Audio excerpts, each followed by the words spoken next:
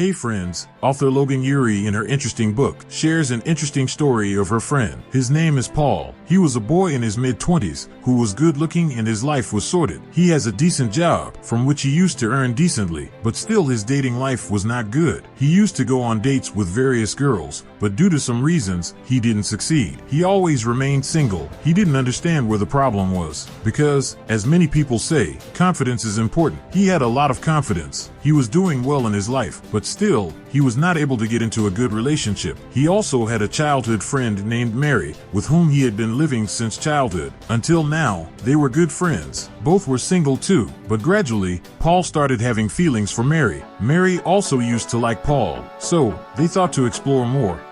Then, they went on a date. Their date went well. Both spent good time together. After that, Mary went to Paul's apartment. There, they talked, and the date was over. Everything was good. Paul was expecting that they would go further, but Mary still refused. She won't go on a date further. She said, "You are a good person and friend too, but I don't think you're ready for a relationship, so we can't proceed further." Paul didn't understand the reason behind this. According to him, everything was okay. But why did this happen to him? Author tells, it happened because Paul's apartment was subconsciously triggering Mary that, if she comes into a relationship with him, her life will also get filled up with garbage. Because the thing was that, when she entered his apartment, a very bad smell started coming from that room. She saw a lot of trash lying there. His toilet was also dirty. Clothes were lying here and there. Due to this, Mary was subconsciously triggered to think that their relationship would be like this, which will never be sorted. The author says that maybe any girl won't say it directly, but they feel it that, if a person can't take care of his house, he won't care about a relationship. A person who can't maintain his hygiene, who can't take care of his environment, he seems as a weak man. So, the first habit that is making you subconsciously weak, that is not having a proper hygiene. You should focus on your hygiene. Through this, you'd be healthy,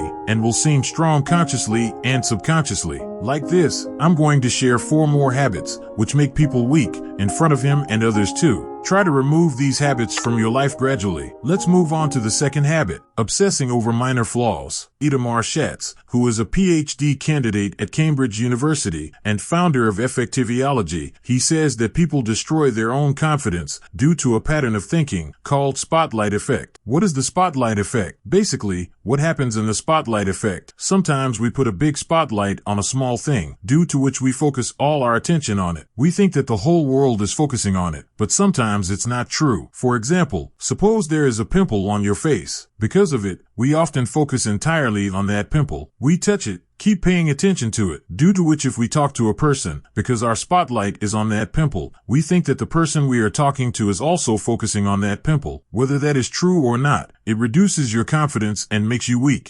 The next habit that makes you weak is self-doubt. In 2012, a study was done on some MBA students, where a difficult task was given to them. Those who scored low in that test were being said that you don't deserve this test. You've scored low in this test. Then again their test was taken, which was of same difficulty level, but because their confidence was lower than before, their test scores were worse than before. This story concluded that, whenever you think bad about yourself and start looking down on yourself, this thing starts to drop your confidence, and then affects your actions and performance.